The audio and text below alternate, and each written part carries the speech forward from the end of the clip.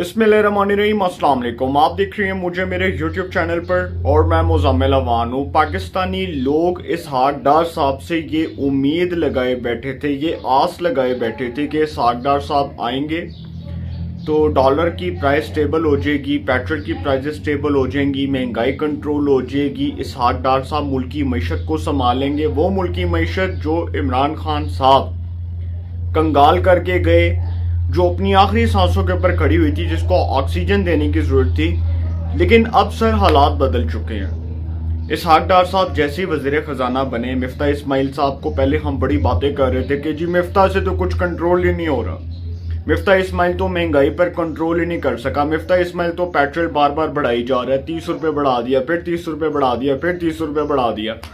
तो हम लोग उस टाइम क्रिटिसाइज कर रहे थे, मुझ समेत बहुत से सहाफ़ी क्रिटिसाइज कर रहे थे। लेकिन अब इसहाक डार साहब की उन गलत पॉलिसियों की वजह से, उन गलत पॉलिसियों के तसलसल की वजह से पाकिस्तान को नाकाबिले तलाफी नुकसान पहुंच रहा है। वो कैसे कि जी राना सनाउल्लाह साहब एक टीवी स्टेटमेंट देते हैं और वो टीवी पर आकर ये स्टेटमेंट दे जाते हैं कि हमने डॉलर को खुद ही छोड़ दिया, हमने डॉलर को खुद ही खुला छोड़ दिया है और हमने इसलिए छोड़ा है क्योंकि अभी हम IMF की कड़ी शराइत मान रहे हैं। अभी हमने डॉलर को इसलिए खुला छोड़ दिया, इस वजह से डॉलर महंगा हो गया और डॉलर महंगा होने की वजह से पेट्रोल की प्राइसेस पे फर्क पड़ा और पेट्रोल की प्राइसेस बढ़ी और डीजल की प्राइसेस बढ़ी। तो अब वो ये चूंकि बात कर रहे हैं कि जी पेट्रोल की प्राइसेस और डीजल की प्राइसेस में इजाफा हुआ, पेट्रोल 35 रुपये महंगा हो गया और डीजल भी 35 रुपये महंगा हो गया। तो सर इससे पाकिस्तान की मईशत के ऊपर जो बड़े गहरे किस्म के असरात पड़े और बड़े संगीन किस्म के जो असरात मुरतब हुए, ये आप समझ लें कि हमारा एक जो मईशत का पूरा प्रोसेस है ना, वो इससे कमज़ोर हो गया। इस डॉलर को खुला छोड़ने से पाकिस्तान की मईशत को नाकाबिले तलाफी नुकसान पहुंचा। इसहाक डार साहब जो हैं वो तो फरमा चुके हैं, वो प्रेस कॉन्फ्रेंस में फरमा चुके हैं कि जी जागते रहना, साढ़े ते ना रहना। उन्होंने तो खुले आम सरेआम इन अल्फाज का तस्करा करते हुए फरमा दिया कि जी जागते रहना तो साढ़े ते ना रहना, क्योंकि हमारा कोई पता नहीं कि हम क्या करते हैं, हमसे महंगाई कंट्रोल हो ना हो। उस वक्त तो इसहाक डार साहब मुल्की मईशत के ऊपर लेक्चर दे रहे थे बाहर के मुल्क में बैठकर, जब इमरान खान साहब की गवर्नमेंट थी। और ठीक है, मैं मानता हूं कि इमरान खान साहब ने मुल्की मईशत का सवा सत्यानाश किया, इसमें कोई शक नहीं है कि वो पाकिस्तान को IMF के हाथों गिरवी रखवाना चाहते थे और वो चाहते थे कि किसी तरह पाकिस्तान का सौदा हो जाए, पाकिस्तान को IMF के हाथों जो है वो गिरवी रखवा दिया जाए। लेकिन सर इतने महीने तो आपको भी हो गए हुकूमत में आए।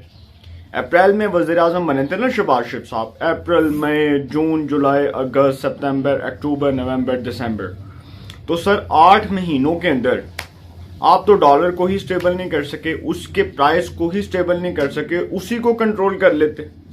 अब चूंकि डॉलर जो है उसकी वजह से तमाम चीज़ें महंगी हो रही हैं, पेट्रोल बढ़ता है तो तमाम खाने पीने की चीज़ें, अशिया खरीदो फरोख्त की चीज़ें जो हैं वो आवाम की पहुंच से दूर हो चुकी हैं। और आप देखते हैं कि जैसे पेट्रोल बढ़ता है तो उसके बाद खाने पीने की नहीं बल्कि बहुत सी चीज़ें जो हमारी खरीदो फरोख्त की चीज़ें हैं, जो अशिया ज़रूरत की चीज़ें हैं, वो तमाम महंगी हो जाती हैं। तो अब इससे मार्केट के ऊपर कितने मनफी असरात मुरतब हो रहे हैं, आप ये अंदाज़ा लगा लें कि स्टॉक मार्केट के ऊपर कितने मनफी असरात मुरतब हो रहे हैं। और हमारी मईशत जो अब आखिरी सांसों के ऊपर खड़ी हुई है, जिसको अब हमने ऑक्सीजन लगाया, और किसी भी वक्त कुछ भी हो सकता है, खुदा ना खास्ता अल्लाह ना करे कि पाकिस्तान के जो हालात हैं वो अब नॉर्मल नहीं है। और जो सुनाई जा रही थी खबरें कि जी हालात ठीक हो जाएंगे, हालात ठीक हो जाएंगे, तो हालात ठीक नहीं होते नज़र आ रहे। उसकी वजह यह है कि आपसे तो डॉलर ही स्टेबल नहीं हो रहा, डॉलर ही कंट्रोल नहीं हो रहा।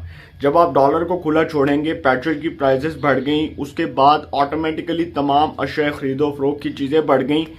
लेट्स सपोज एक एग्जांपल के तौर पर एक बात जो है वो एज्यूम कर लेते हैं कि ठीक है जी हुकूमत डॉलर को भी कंट्रोल कर लेती है, पेट्रोल की प्राइसेस को भी कम कर देती है, पेट्रोल की प्राइसेस में भी कमी वाक़ई हो जाती है, अभी तो नहीं होगी। इसहाक डार साहब कह रहे हैं कि जी वक्त लगेगा, चीज़ें ठीक करने में वक्त लगेगा। सर कौम को यही बता दें कि कितना वक्त लगेगा। और जो हुक्मरानों ने अवाम के ऊपर बोझ डाला महंगाई का, एक आदमी जो पेट्रोल डलवाएगा, और पेट्रोल की प्राइस देखें अब किस रेट पर चली गई है। आप देख लें कि पेट्रोल की वजह से लोगों ने सर पकड़ लिए और लोगों को ये नहीं समझ आ रही कि यार माहाना उजरत 50,000 रुपया कमाने वाला जो एक शख्स है, जो 50,000 रुपया माहाना उजरत कमाता है, वो अपना घर चलाएगा या पेट्रोल पूरा करेगा? सोचने की ज़रूरत है सर। वो अपना घर चलाएगा या पेट्रोल पूरा करेगा? एक ऐसा शख्स जिसकी 60-70 हज़ार रुपया भी सैलरी है ना, वो अपने घर के बिजली के बिल, गैस के अखराजात, यही सारे पूरे कर ले तो बड़ी बात है, बड़ी गनीमत होगी। जबकि महंगाई तो कंट्रोल हो ही नहीं रही और हम रो पिट ही इस बात पे रहे हैं, हम रो पिट ही इस बात पे रहे हैं कि इसहाक डार साहब को तो आज हम इसलिए तनकीद का निशाना बना रहे हैं कि यही इसहाक डार साहब थे जो बाहर के मुल्क में बैठकर लेक्चर दे रहे थे, कौम को भाषण दे रहे थे कि जी हम लोग जो है जब आएंगे तो उसके बाद अब देख लिएगा डॉलर को ब्रेक लग जाएगी, पेट्रोल की प्राइसेस में कमी वाक़ई हो जाएगी, मुल्क की मईशत में ठीक कर दूंगा। और बहुत से ताजिर जो ये एक्सपेक्ट कर रहे थे, आप देख लें कि जो पाकिस्तान में कराची और लाहौर है, ये ताजरों का एक मेन हब है। यहाँ पर हमारी 70% ताजर बरादरी है, 70% ताजर बरादरी है लाहौर और कराची के अंदर। पाकिस्तान के जो दो बड़े शहर हैं, अगर आप इसकी टोटल आबादी निकाल लें ना तो उसमें से आप देख लें कितने ताजर बनते हैं। लेकिन सर अब चूंकि हालात बड़े ख़राब हो चुके हैं और अब उम्मीद की कोई किरण नज़र नहीं आ रही, तो इसहाक डार साहब फरमा रहे हैं कि जागते रहना, साढ़े ते ना रहना। उन्होंने कह दिया कि भाई मैं जिम्मेदार कोई नहीं, जो होएगा आपे वेख लांगे, मैं जिम्मेदार कोई नहीं, ना मैं जिम्मेदारी लैन तैयार हाँ।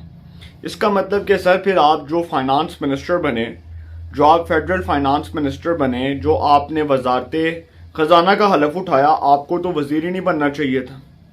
हम इसहाक डार साहब को छोड़कर मिफ्ता इस्माइल की बात कर लेते हैं। मिफ्ता इस्माइल के ऊपर बहुत तनकीद कर रहे थे और मुझ समेत बहुत से सहाफ़ी मिफ्ता इस्माइल को क्रिटिसाइज करते थे, लेकिन इसमें कोई शक नहीं कि मिफ्ता ने बहुत अच्छे काम किए, मुश्किल वक्त में बहुत अच्छे और दिलेराना फैसले किए, अपना एक बहुत अफेक्टिव किस्म का रोल प्ले किया। गवर्नमेंट में रहते हुए वो मशीर ख़जाना बने और उसके बाद उन्होंने जिस तरह से मुल्की मईशत को उसके पाँव पर खड़ा करने के लिए दिन रात कोशिश की, इसमें कोई शक नहीं कि मिफ्ता ने बहुत स्ट्रगल की, वो बहुत हार्ड वर्कर थे, उन्होंने बड़ी एफर्ट्स की। लेकिन सर हालात जो है ना, अब वो आउट ऑफ कंट्रोल हो रहे हैं और आपके सामने है।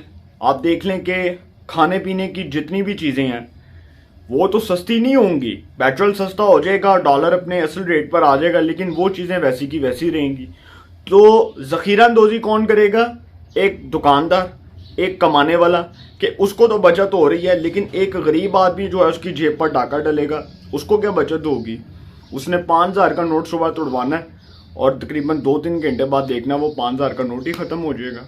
महंगाई देखें किस रेट पर चली गई है। शर्म करनी चाहिए इन हुक्मरानों को कि पेट्रोल महंगा करके आवाम को ये भाषण दे रहे हैं कि जी थोड़ा सा मुश्किल वक्त है, निकल जाएगा। उस सर एक आम आदमी की ही एग्जाम्पल ले लें, एक मजदूर की ही एग्जाम्पल ले लें। एक मजदूर ने अपना घर चलाना है, वो अपना घर और अपना सर्कट कैसे चलाएगा? जिसने एक दिन की दिहाड़ी 500 रुपये के ऊपर दिहाड़ी के ऊपर काम करना है, वो अपना घर कैसे चलाएगा? उसने 3 वक्त की रोटी खानी है। एक वक्त की जो रोटी है वो आप लगा लें, अगर उसने 3 रोटियां खानी है तो 36 रुपये की 3 रोटियां हैं। एक सालन जो है वो 150 रुपये का है। चाय का कप जो है वो 60 रुपये का है। 300 के करीब वो एक टाइम का खाना खाएगा। दोपहर का खाना वो कैसे खाएगा? रात का खाना वो कैसे खाएगा? मतलब उसको अपना घर चलाने के लिए, सर्कट चलाने के लिए एक दिन के लिए जो है ना वो 1500-1600 रुपये की दिहाड़ी लगानी पड़ेगी। 500 रुपये में गुजारा नहीं होगा, 90-100 रुपये में, 95-80 रुपये में गुजारा नहीं होगा।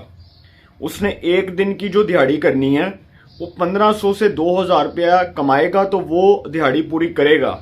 वो अपने घर के बिजली के बिल कैसे देगा, गैस के बिल कैसे देगा, घर के अखराजात कैसे चलाएगा, बच्चों के स्कूलों की फीसें कैसे देगा?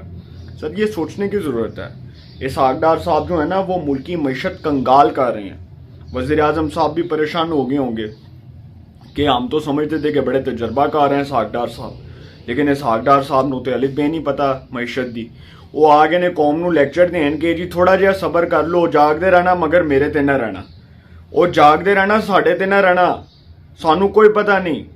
सर आपने तो कौम को ये भाषण दिए थे ना कि आप गवर्नमेंट में आएंगे तो महंगाई कंट्रोल कर लेंगे। इमरान खान की हुकूमत को तो बात ही ना करें उसके ऊपर, वो तो इनसे भी बड़े नालायक थे ना। वो तो आज जो लेक्चर दे रहे हैं शबर जैदी और शौकत तरीन, अब्दुल रज़ाक दाऊद, मुझे समझ नहीं आती ये लोग किस मुंह से लेक्चर दे रहे हैं। और ये तो वो लोग हैं जो मुल्क की मईशत को कंगाल करके गए। इमरान खान साहब तो वो शख्स हैं जो मुल्क की मईशत को कंगाल करके गए। अपने दौर में इन्होंने पाकिस्तान को डिफॉल्ट किया, IMF के पास गिरवी रखवाने की बातें की। इन लोगों को तो बात करते शर्म आनी चाहिए। ये किस मुंह से बात करते हैं? आप अंदाज़ा लगाएं, आपके जी हुक्मरान जितने भी आए ना, उन्होंने अपनी नाकिस पॉलिसियों के तसलसल को बरकरार रखते हुए पाकिस्तान को नाकाबिले तलाफी नुकसान पहुंचाया। एक आम आदमी को नुकसान हुआ, गरीब आदमी मारा गया यार। एक गरीब आदमी मर गया, हम जैसे गरीब लोग मर गए, आप जैसे गरीब लोग मर गए, और जितने भी गरीब लोग हैं वो मर गए। लेकिन इन हुक्मरानों पर कोई फर्क नहीं पड़ा। इन हुक्मरानों को कोई एहसास नहीं हुआ, क्योंकि मर तो एक गरीब आदमी रहा है। इन हुक्मरानों के तो कुत्ते भी मर जाएं तो इनको एहसास होता है, लेकिन यहाँ पर तो एक गरीब आदमी मर रहा है। तो सर ये सोचने की ज़रूरत है, हुकूमत को इस पर बहुत इम्पॉर्टेंट किस्म के स्टेप्स लेने की ज़रूरत है।